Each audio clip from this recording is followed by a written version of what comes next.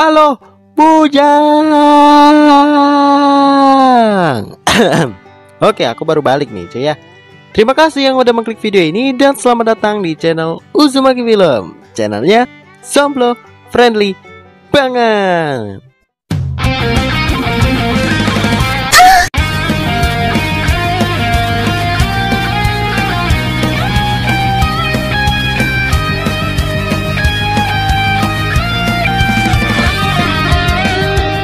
Oh ya, karena hari kemarin lebaran ya, aku pribadi sebagai admin pertama ingin mengucapkan minal aidin wal faizin. Mohon maaf lahir dan batin untuk semua yang merayakan. Semoga kita semua sehat selalu hingga bisa dipertemukan di bulan Ramadan selanjutnya.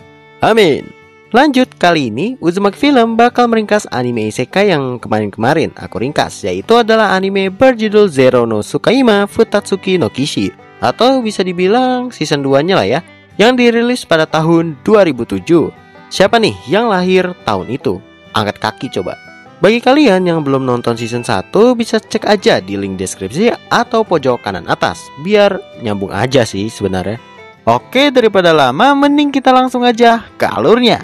Tapi sebelum itu, biasalah, jangan lupa jempolnya dulu biar warna biru atau putih, dan pencet warna merah yang bacaannya subrek.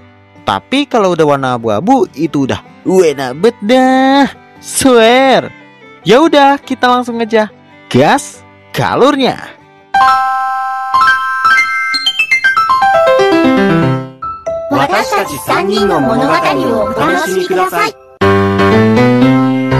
Di awal scan memperlihatkan Louis dan Saito yang ingin melihat penyambutan Putri Henrietta di alun-alun kota.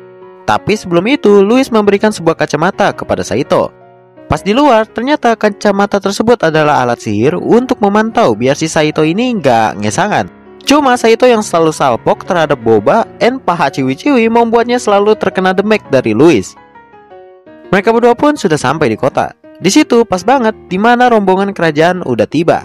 Saat Saito terpesona dengan kekawaian Putri Henrietta, Louis yang cemburuan langsung ngejeder aja tanpa lihat situasi. Nah, gara-gara ledakan itu, pengawal pun mengira ada penyusup dan memilih menangkap mereka berdua. Di dalam penjara, Saito yang lagi halu didatangi oleh Putri Henrietta. Saito pun beranggapan kalau Putri Henrietta ini kayaknya demen sama dia, sehingga pas pengen nyosor malah ditampol 500 tak oleh pemimpin pengawal kerajaan bernama Agnes. Tapi setelahnya Putri Henrietta meminta bantuan kepada Louis sama Saito buat nambahin kekuatan pasukan perang. Soalnya mereka berdua adalah penyihir Void dan peliharaan Gandalf yang katanya jenis legendary. Ya pastinya Saito setuju. Namun Putri Henrietta mengatakan sepertinya di kerajaan ada mata-mata. Itu dibuktikan kalau kalian ingat nih, di season kemarin ada bapak-bapak yang menghipnotis Louis kan. Nah, orang tersebut masih hidup, terus di penjara. Namun setelahnya, nggak ada angin nggak ada peyek, tuh orang tiba-tiba meningsoy. Nggak tahu siapa yang bunuh. Kemudian Louis datang sambil, "Wish, lebay kali. Drama nangis-nangis ya kan?" Padahal dia yang buat Saito begitu. Sesudahnya mereka berdua pulang ke akademi. Besoknya Agnes datang sambil mengatakan kalau Putri Henrietta telah diculik. Pas udah mendengarkan kronologinya seperti apa, Saito berstalu langsung OTW menggunakan pesawat yang udah diperbaiki oleh Colbert Sensei. Tapi karena perbaikannya belum sempurna, membuat pesawatnya itu mati mesinnya. Untung datang Charlotte sama Kirke yang bisa menyeimbangkan pesawat tersebut. Mereka pun melihat Putri Henrietta yang ternyata dibawa oleh Pangeran Wells. Kalau kalian ngikutin season sebelumnya, Pangeran Wells sudah meningsoy sebenarnya. Jadi kemungkinan Pangeran Wells ini hidup lagi, cuma jiwanya palsu alias jadi villain. Padahal mereka udah bilangin itu Wells-nya lagi dikendaliin. Bahkan Charlotte sama Kirke sambil nyerang dan tuh orang kebal gitu. Ya namun karena Putri Henrietta ini udah bucin parah sama Pangeran Wells, sehingga malah dilindungi. Sampai-sampai temannya sendiri disihirin. Lalu Derflinger ngasih tahu penangkalnya yaitu sebuah buku sihir. Setelah Louis mengucapkan mantra, langsung dah tuh Pangeran Wells terkena ulti Eudora dan membuatnya dikit-dikit sadarlah. Kemudian Pangeran Wells yang sekarat bet meminta Putri Henrietta untuk ngelupain dia, terus mencari cowok lain biar nggak jomblo tua. Betul tuh kata beliau, mending sama saya ya kan? Ya, waifu kok nggak nyata mas. Ya rada bucin sih sebenarnya, tapi benar kali ini Pangeran Wells harus meningsoy. Lanjut, hari berikutnya para cowok di akademi itu semuanya wajib mengikuti perang kecuali Saito. Soalnya bukan murid akademi. Lalu datang Bang Tampan bernama Julio yang merupakan murid pindahan. Aslinya adalah seorang pendeta di wilayahnya. Padahal baru juga datang, ciwi-ciwi langsung pada terpesona. Ya soalnya Anda good looking, Anda aman. Di kelas di saat lagi pada belajar, tiba-tiba Agnes datang bersama pasukannya meminta semua murid keluar untuk mengikuti latihan.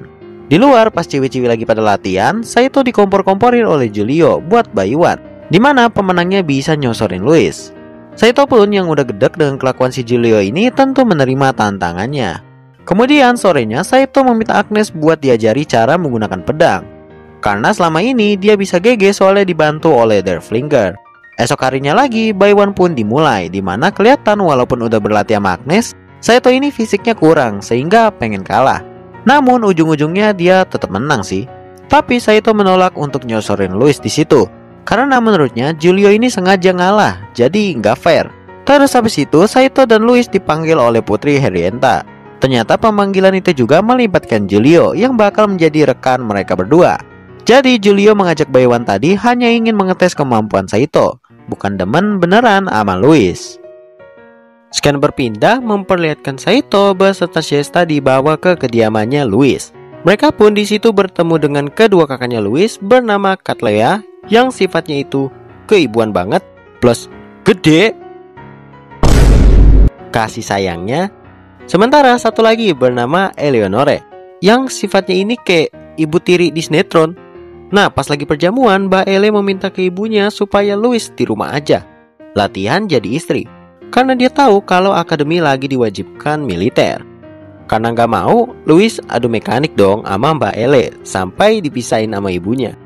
Besoknya Saito didatangi oleh Mbak Katlea buat ngasih info kalau si Louis ini lagi galau. Soalnya kemarin malam ada kejadian, cuma scene-nya aku nggak liatin. Bahaya. Karena Mbak Katlea ini tahu kalau Saito udah demen sama Louis, jadi dia meminta Saito buat menjaga adenya, alias dapat restu. Wadaw. Setelahnya Saito bertemu dengan Louis di taman dekat-dekat situ, tempat biasa si Louis ini galau. Lalu Saito mengatakan kalau dia bener-bener demen. Ya rada-rada bucin sih, sampai malah keasikan tuh di perahu. Saat udah sampai daratan, mereka berdua pun terciduk oleh ortunya Louis. Sebelum ditangkap, Saito dengan Derflinger langsung membuka jalan supaya bisa kabur. Awalnya jembatan penghubung telah diangkat. Untungnya Mbak Katlea dengan sihirnya mampu membuat jembatan itu turun lagi dan membuat Saito, Louis, sama Shesta bisa pulang ke akademi. Lanjut. Hari berikutnya, ternyata Mbak Ele dan Mbak Katlea datang ke akademi untuk mengajari ciwi-ciwi menggunakan sihir. Plus sekalian bisa mengawasi Louis, takutnya malah bisa aneh-aneh nih bocah. Malamnya di akademi ada sebuah kasus pencuri kembali yang mengambil semua benda kerajaan dari tempat Capsek. Mereka menyimpulkan kalau pelakunya sudah pasti ciwi. Soalnya Mbak Osmond udah kasih tanda di bagian dada si pelaku, dan kayaknya orang dalam nih. Akhirnya mereka pun membagi tugas, Agnes sama Julio, sedangkan Saito bersama dengan wakilnya Agnes bernama Michelle. Di sini sebenarnya Saito udah curiga kenapa Michelle nggak mau nyari pencurinya bareng. Namun ya udahlah ya, karena pengen cepat-cepat digas baik. Singkat aja, pas Saito udah kena zong oleh Mbak Ele sama Louis, terdapat ledakan lagi yang bersumber dari kamar Mbak Katlea. Kemudian Agnes sama Julio mengatakan kemungkinan pelakunya adalah Mbak Katlea itu sendiri. Soalnya siapa tahu kan Mbak Katlea merencanakan hal itu untuk menyembunyikan bukti. Ditambah Michelle berhasil menemukan barang yang dicuri di dekat-dekat situ. Tapi Mbak Ele datang terus menemukan bukti lain berupa selai rambut si pelaku. Lalu dengan barang sihirnya membuat rambut tersebut bakal balik ke pemiliknya. Dan bener aja rambut itu malah balik ke Michelle. Membuat dia nggak bisa alasan banyak, soalnya bukti-bukti udah ada. Sebelum Michelle menyerang, Saito berhasil menahan. Ya karena udah ke pojok, membuat Michelle mencoba kabur, namun berhasil dihentikan oleh Agnes. Kita berpindah ke scan di mana Louis sama Saito mengunjungi kafe kemarin yang ada di season 1 kalau kalian ingat, buat berjaga soalnya disuruh Agnes. Lalu di situ juga Julio pun datang dan langsung membaur aja gitu sama Louis beserta para pelayan lainnya. Pas Saito lagi keluar buat beresin sampah, nggak sengaja dia bertemu dengan Ciwi yang ternyata itu adalah Putri Henrietta. Nah, Putri Henrietta ini meminta Saito untuk menjadi pengawal pribadinya sebentar, karena dia ada misi khusus. Kemudian mereka berdua pun dengan santuy mampu melewati beberapa penjaga yang sedang mencari keberadaan Putri Henrietta. Udah gitu, Saito menang banyak. Wow. Akhirnya setelah sampai di tempat teater, Putri Herienta ternyata bermaksud buat melabrak salah satu menterinya bernama Leishman yang telah menyalahgunakan kekuasaannya demi dia sendiri. Lalu terjadilah keributan dikit sampai pas salah satu pasukan Leishman ingin menyerang Putri Herienta, Saito kembali lagi dapat menghalau serangan tersebut. Namun di sisi lain Leishman mampu kabur dari mereka. Cuma kenyataannya Agnes sudah menunggu kedatangan Leishman di underground. Ya karena Agnes ini dendam soalnya kampung beserta keluarganya pernah diratakan habis oleh Leishman, membuat dia memilih membunuh daripada menangkap tuh orang hidup-hidup. Lanjut. Beberapa hari kemudian di akademi, Agnes meminta bantuan kepada Julio, Louis, dan Saito untuk membantunya mencari arsip rahasia yang berada di ruang bawah tanah akademi. Lalu mereka juga meminta bantuan ke Mbak Ele buat membuka segel pintu ruang bawah tanahnya. Sesudah terbuka, pas mau masuk, Agnes dihadang oleh Cobra Sensei. Soalnya si Agnes ini tetap maksa masuk padahal udah dilarang oleh Mbak Osmond. Ya dikarenakan batu, akhirnya mereka malah masuk bareng-bareng. Di dalam baru aja setengah jalan, Agnes merasakan ada seseorang di belakang mengikuti mereka. Ternyata itu adalah Siesta yang lagi pengen ngunjukin baju pelaut pemberian Saito. Setelah Louis mendengar kalau Saito ini nggak ngasih bajunya ke dia gara-gara ya papan triplek, membuatnya pakai sihir peledak lagi, sehingga hasilnya mereka nggak bisa pulang lewat situ. Singkat aja mereka sampai di tempat kayak perpustakaan. Agnes pun dapat menemukan buku arsip yang di dalamnya terdapat kronologi pas desanya diratakan. Sisi lain, Mbak Ele lupa kalau di tempat itu nggak boleh menggunakan sihir. Jadinya sistem keamanan tempat tersebut mendeteksi, membuat mereka harus buru-buru keluar. Namun Agnes masih mencari nama pemimpin pasukannya. Tapi pas dikit lagi ternyata namanya nggak ada, udah dirobek oleh orang lain. Nah baru juga OTW, kakinya si Agnes ini malah keseleo. Sehingga Cobra Sensei sama Saito bantuin pastinya.